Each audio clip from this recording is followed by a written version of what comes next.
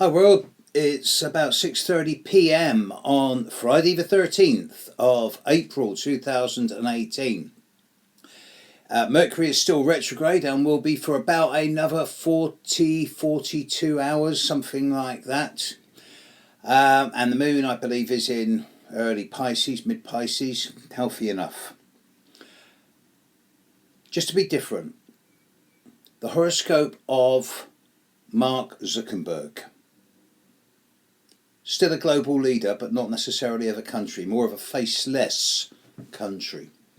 Mark Zuckerberg was born on the 14th of May 1984 at 2:39 p.m. in the evening in Dobbs Ferry, New York State, USA, making him Taurus with the moon in Scorpio and Virgo rising. He was born about 11 hours before the full moon.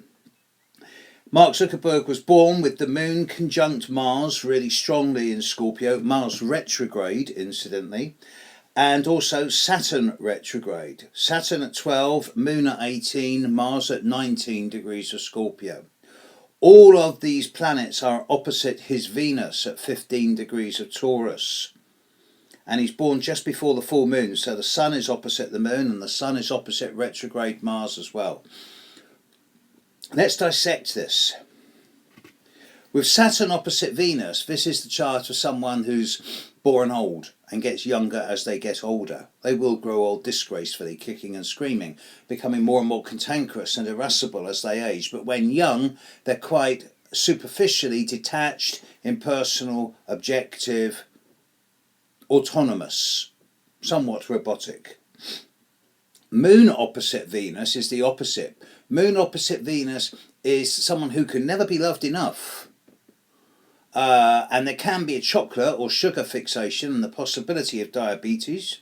But with the moon in Scorpio opposite Venus in Taurus, it really is never loved enough. No matter how much he's loved, no matter how strong the affection he was given as a child or by his wife or kids, and I believe him to be happily married, it can never be enough. Even if the whole world loved him, it still wouldn't be enough.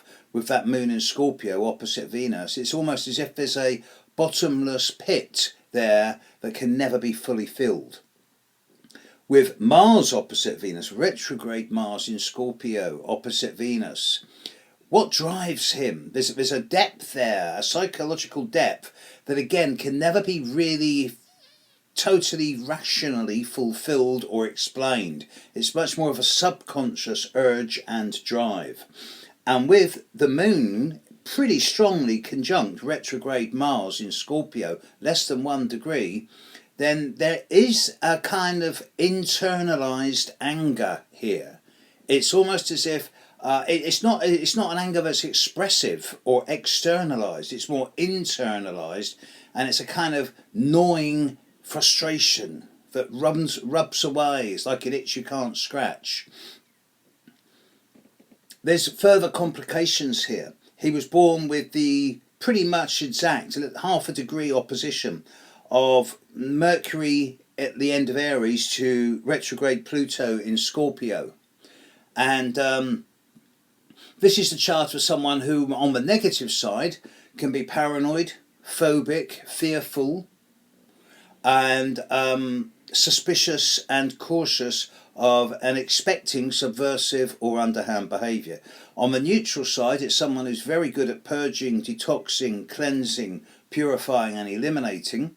And on the positive side, Mercury opposite Pluto retrograde is someone who's very good with psychology, who gets to the absolute bottom of things and who can bring things to the surface in a way that's researching, very good at being a private detective, forensic accountant, criminal psychologist. Excellent with psychology.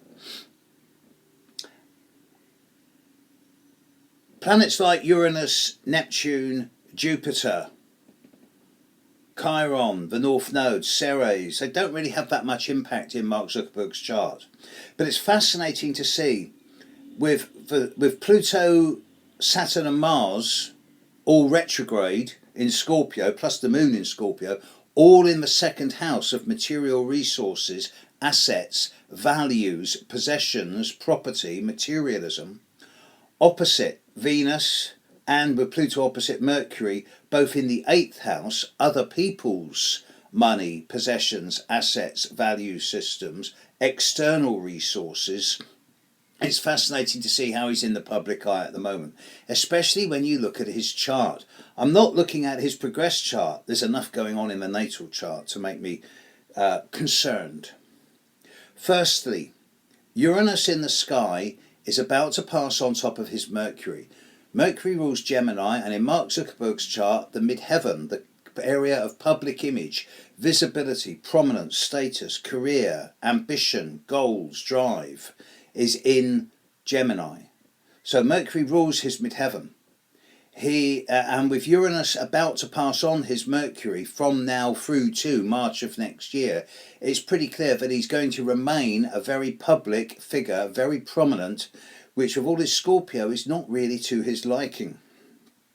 With Uranus on his Mercury and opposite his Pluto, if there's anything underhanded going on in his past or in his background, it will come to the surface. But I don't think there is. Particularly in the short-term future. The period of the second week of May, followed by the second week of September, when retrograde Mars will be squaring his Mercury and Pluto. There may well be times where his public image is under serious challenge, and he could easily come a cropper at this time. Also, with Jupiter in the sky on top of his Moon and Mars over the period of late January through to late September, again he's being thrust into the limelight in a way that's very visible and prominent. And with Jupiter coming up to oppose his Sun around early mid-October, I suggest it's not until that time that things are going to really start calming down.